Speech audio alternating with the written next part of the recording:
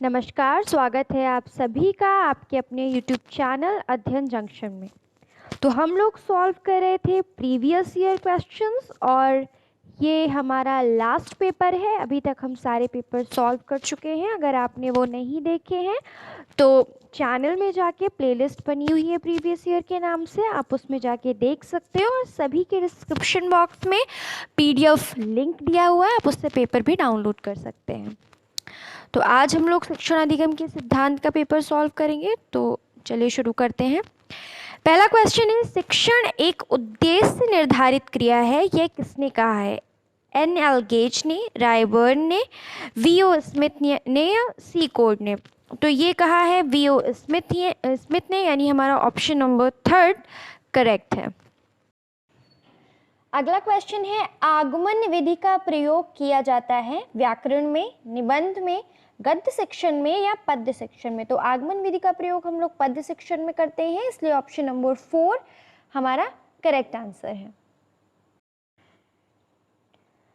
अगला क्वेश्चन है, निम्नलिखित में कौन सी श्रव्य दस सामग्री के चयन में सर्वाधिक प्रमुख है? धन व्यवस्था, विषय वस्तु की प्रकृति, शिक्षकों की पसंद, छात्रों की पसंद। तो जो हमारी सर्वदस सामग्री हम लोग चूज करते हैं वो हमारी विषय वस्तु के अकॉर्डिंग करते हैं, इसलिए हमारा ऑप्शन नंबर 2 करेक्ट है।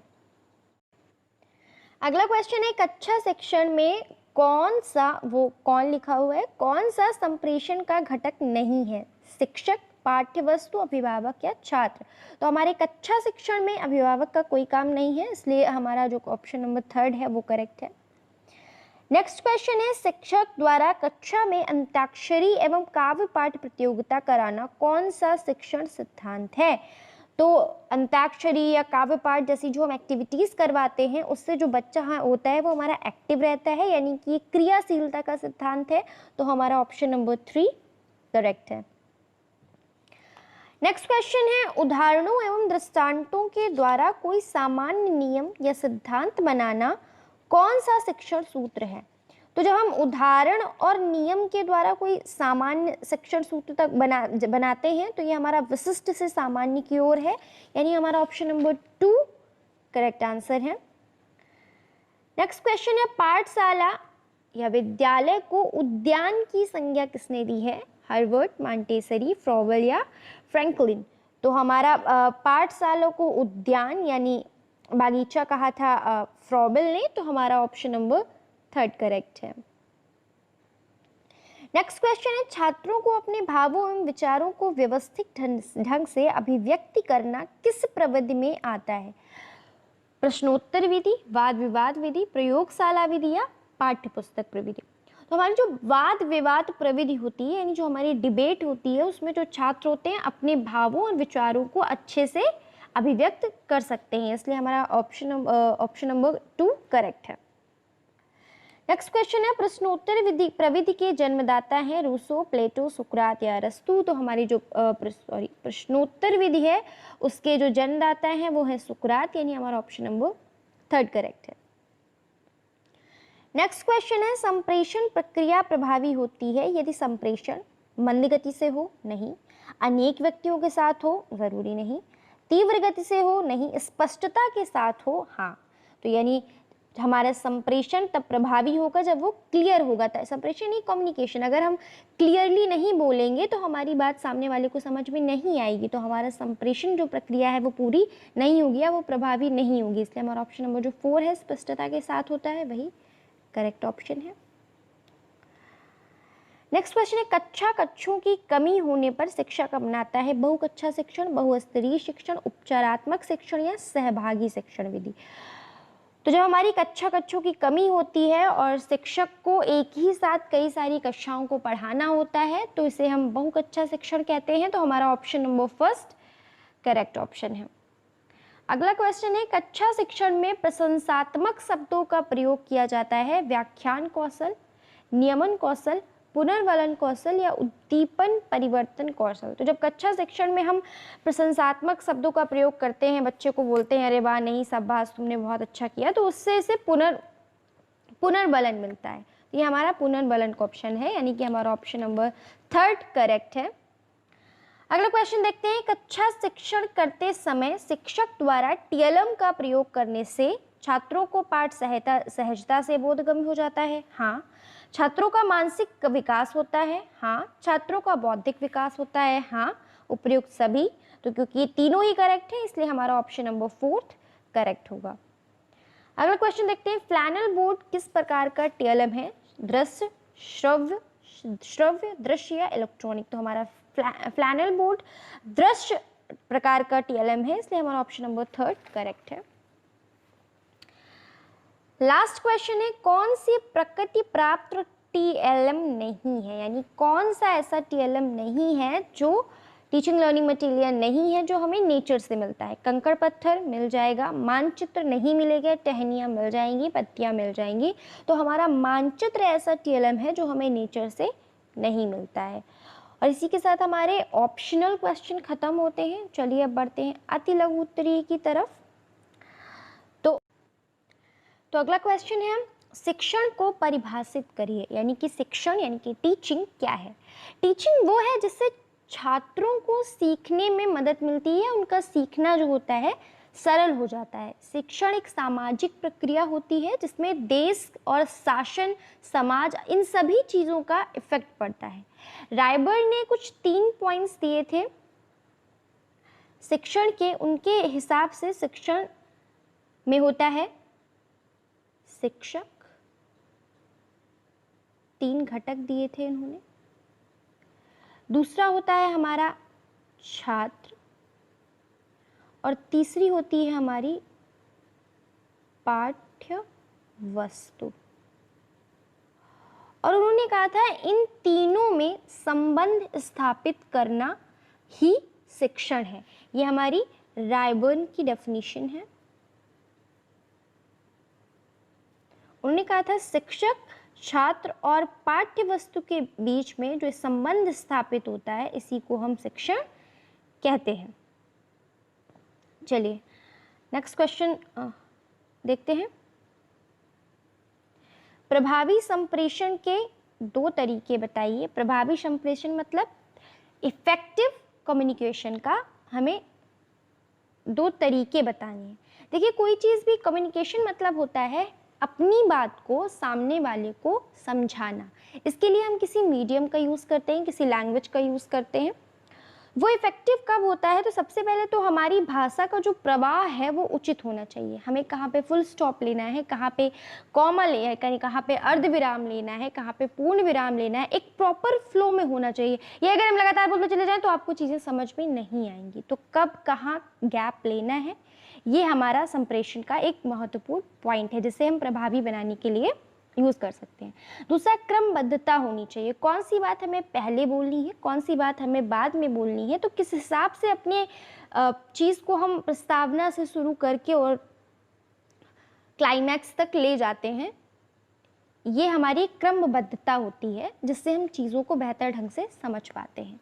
उद्देश्य पूर्ण होना चाहिए, यानी जो हम बोल रहे हैं उससे हम क्या बोलना चाहते हैं, हमारी बात का उद्देश्य समझ में आना चाहिए। तो इन्हीं सब तरीकों को अपना के हम प्रभावी संप्रेषण कर सकते हैं। अगला क्वेश्चन देखते हैं, किन्हीं 2 शिक्षण सिद्धांतों का उल्लेख कीजिए। तो शिक्षण सिद्धांत बहुत सारे हैं। क्रियाशीलता का सिद्धांत, प्रेरणा का सिद्धांत, चयन का सिद्धांत, रुचि का सिद्धांत, व्यक्तिगत भिन्नता का सिद्धांत। आपको कोई 2 लिखने हैं। जैसे क्रियाशीलता का सिद्धांत का मतलब होता है करके सीखना। जैसे फ्रॉबेल ने कहा था कि बच्चे जो होते हैं वो छोटे बच्चे करके चीज़ों को सीखते हैं और जो चीज़ें वो करके सीखते हैं वही सबसे ज़्यादा इफ़ेक्टिव होती हैं, वही सबसे ज़्यादा स्थायी होती हैं, वही बच्चों को याद रहती हैं। तो ये उनका क्रियाशीलता का सिद्धांत था।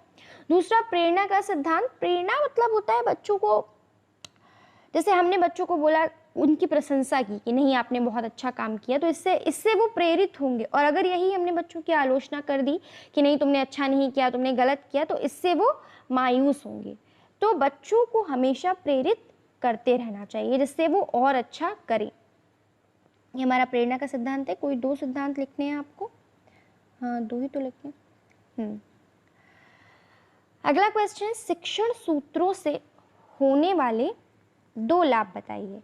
देखिए शिक्षण सूत्र जो बनते हैं वो बालक की प्रकृति को देखते हुए बनते हैं, यानी कि बाल मनोविज्ञान के अकॉर्डिंग बनते हैं। तो उनको अपना के पहली बात तो बहुत सरलता से हम चीज़ों को समझा सकते हैं इन सूत्रों का प्रयोग करते हुए। और दूसरा पॉइंट आप लिख सकते हैं कि रुचिपूर्वक ढंग से हम शिक्षा के अपेक्षित स्तर तक पहुंच सकते हैं। चलो अगला क्वेश्चन देखते हैं। प्रश्नोत्तर प्रविधि के 2 लाभ बताइए। प्रश्नोत्तर प्रविधि के जो जनक थे वो हमारे सुकरात थे। पहले क्या होता था, पहले प्रश्न जब पूछे जाते थे तो उनका एक ही एम होता था, बच्चों के पूर्व ज्ञान का हमें जांच करना कि बच्चों को कितना आता है। लेकिन अब प्रश्नोत्तर प्रविधि से हम और भी कई चीज़ें जान सकते हैं, ना सिर्फ बच्चों का ज्ञान बल्कि बच्चों की क्या समस्याएं हैं, बच्चा बोलने में हिचकिचा रहा है या उसे आता है पर वो अपनी बात को लिख नहीं पा रहा है या कक्षा में सबके सामने बोल नहीं पा रहा है। तो इस तरह से हम बच्चों की और भी समस्याओं को जान सकते हैं। क्लास में अगर आप बच्चे से क्वेश्चन पूछते हैं और वो खड़ा होकर आंसर करता है तो उससे बच्चे की झिझक दूर होती है। और अगर आप उसे एक बार वो अच्छा करता है, अच्छा आंसर करता है और आप उसको प्रेस करते हैं तो उसमें आत्मविश्वास बढ़ता है। ये सभी हमारे प्रश्नोत्तर प्रविधि के लाभ हैं। अगला क्वेश्चन देखते हैं। शिक्षण में खेल प्रविधि का महत्व बताइए। तो खेलना बच्चों के लिए उतना ही इम्पोर्टेंट होता है जितना पढ़ना। अगर पढ़ने से मानसिक विकास होता है तो खेलने से शारीरिक विकास होता है।